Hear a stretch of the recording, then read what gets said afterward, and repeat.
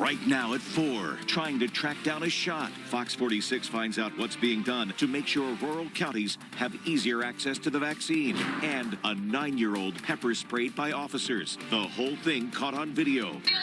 Otherwise, pepper spray is going in your eyeballs. Come on, let's go. Why officers say they used it on the child while she was crying for help. A blizzard burying the Northeast. The major storm that could leave some spots under several feet of snow. This is Fox 46 News at 4. But first at 4, a devastating house fire kills at least 2 people. This picture here shows just how massive that fire on Latchington Court was in East Charlotte this morning. And within the last few hours, we learned more about those 2 people. Thank you for joining us at 4. I'm Paige Fehling. On the left here, 62-year-old So Mo, and on the right, 9-year-old Bo Ray. Now Charlotte Fire says the fire was caused by a stove in a screened-in porch. Fox 46's Robin Kanady live at the scene on Latchington Court this afternoon. I understand, Robin, you talked to the family about both of the victims. What did you learn?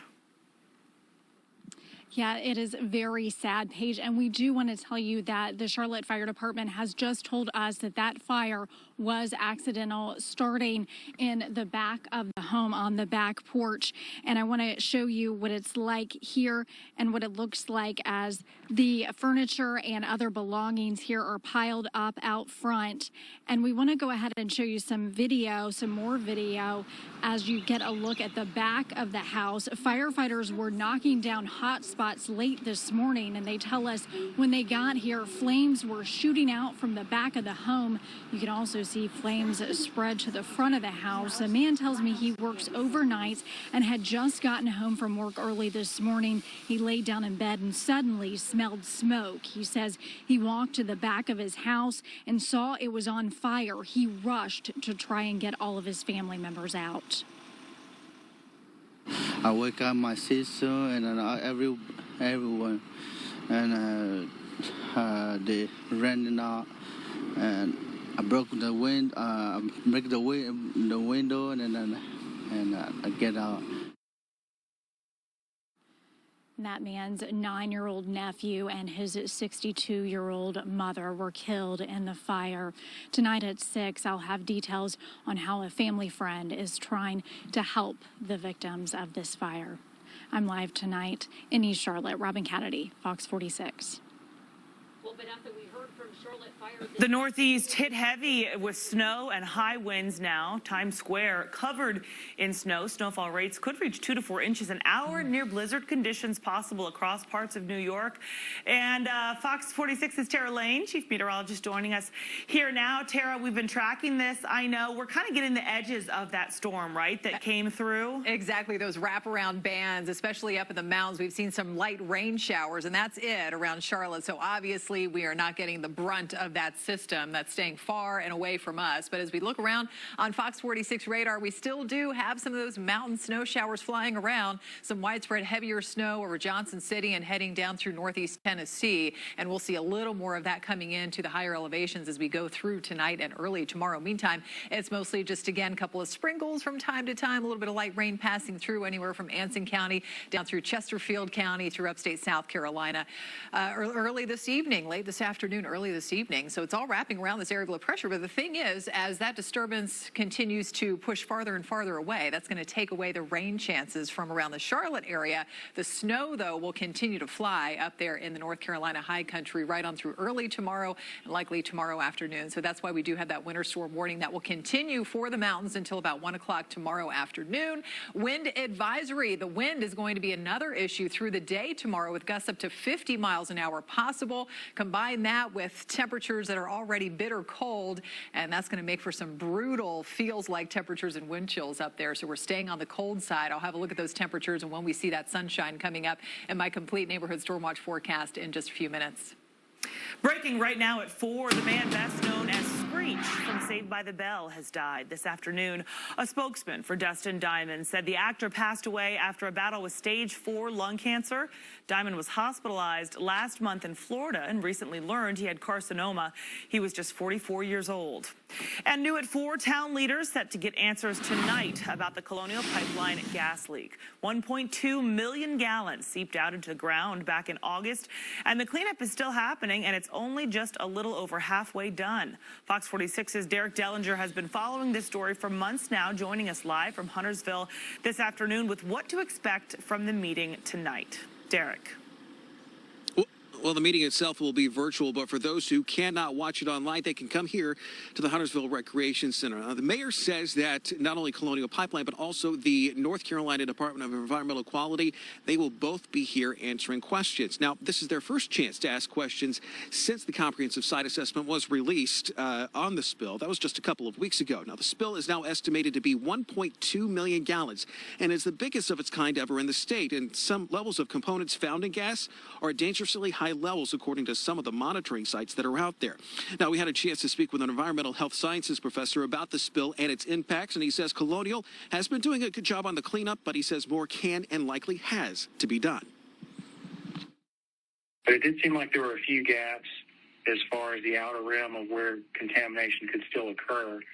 And really, without that data, it's hard to feel comfortable in some of the concentration contour lines and things like that were developed. Now that meeting is happening tonight at 6 o'clock, and we do know that town leaders do have some questions for the state and Colonial on this spill, and we're told some new information could be released tonight. Paige? And Derek, you went out yourself on Friday to see the site, right? What did you see? Simply put, it is not done yet. There was 1.2 million gallons, as I mentioned there, but only around 660,000 gallons have been recovered so far. So their work is still continuing.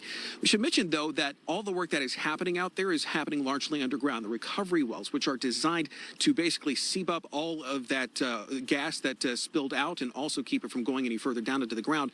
Some new recovery wells had been installed, but for the most part, again, all of it is happening underground. There was nothing that we could see above ground. Paige? New at 4, the Rowan County Sheriff's Office making more arrests in a violent home invasion case. Alan Hess and Alexander Ballou charged with first-degree burglary and robbery with a dangerous weapon. Detectives are still looking for a third suspect. Here he is, Dewan Still. The incident happened last month. Deputies say the homeowner, Tommy Eller, was out walking his dog. That's when 2 men came up and beat him. The investigation is still ongoing. Struggling to track down a shot, people in rural communities concerned now that they're being left out of the COVID-19 vaccine rollout. Fox 46 has live team coverage. We start with Fox 46's Shaquira Speaks in Lancaster this afternoon. Shaquira, 2 vaccine clinics there for the whole county. What are you seeing? Yeah, there's a lot of people coming out right now for the 2 vaccine clinics in Lancaster. They operate from Monday to Friday from 8 to 5. I spoke with a few people that were coming in to receive their vaccine, and they say from everything to the registration to even getting here and getting inside, everything has run extremely smoothly, Paige. I spoke to one guy from Lancaster County. He said he was able to even walk in and receive an appointment. So I'll get my first shot next Monday, and I think it's a good thing. I've had flu vaccines and I've had all the regular vaccines, and for me they've worked out fine. And I understand for some people they haven't, but I think it's a chance worth taking. So MUSC Lancaster Health Medical Center is the one that's running both of those vaccines. You can go on their website and register if you need a vaccine dose. Now, coming up on the news at 5, I spoke to a couple from York County that decided to drive almost an hour to come up here to receive their vaccination. Paige? Well, our team coverage continues now with Fox 46's Capitol reporter Michael Hyland live in Raleigh.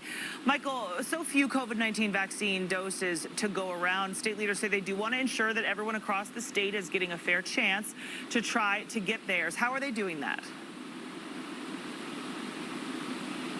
Right. So at this point, North Carolina had been ranking among the slowest states to get those vaccines to people, but now the state has cleared the backlog of first doses. Still, Republican state lawmakers here in Raleigh say they still have questions they want officials in Governor Roy Cooper's administration to address.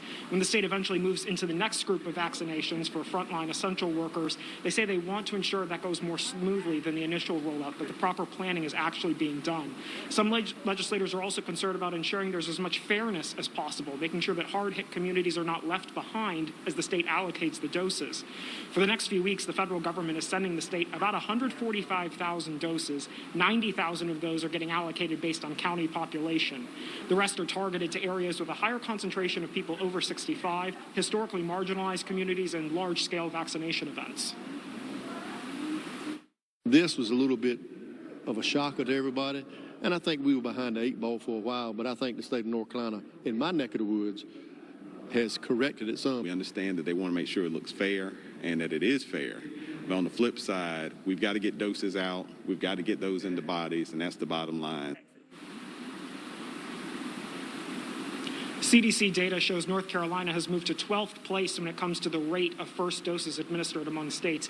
Dr. Mandy Cohen says that demand for vaccines among people who are currently eligible is still high. And with there being so few doses available, whenever we do finally move into Group 3, those frontline essential workers, she said they won't all get vaccinated likely even in the first several weeks. Live in Raleigh, Michael Hyland, Fox 46. New at 4, Union County Academy Charter School mourning the loss of a beloved teacher. Officials tell Fox 46 Ken Stanley passed away of COVID-19. He's been with the school since 2005 and served as a middle school math teacher and a coach to hundreds of students there. Counselors and school staff are available to help students during this time. Stocks climbing higher during today's trading after a bumpy week that left the market with its worst weekly loss since October. Taking a live look at the big board now, investors, big and small, still focusing on GameStop and other stocks targeted by online traders, hoping to take on the Wall Street elite. But now it looks like silver is the new GameStop. Silver prices surged to an 8-year high today, almost $30 per ounce. The hashtag Silver Squeeze is now trending on Twitter, but the rush to silver has created even more confusion amid the chaos, with some Reddit users who are fueling that Wall Street takeover calling the move a trap. And a 9-year-old crying for her father as she is pepper sprayed and shoved into a patrol car. Why officers claim they had no choice but to use it on this handcuffed child. And narrowing more than 100 applicants down to 1. I'm Fox 46's Brian Blakely, live in the studio. Who a former Charlotte City Council member hopes will take his seat. Another round of mountain snow showers, a little bit of rain near the Charlotte area south and east. How much longer will that last until we see the sunshine again? Forecast is next.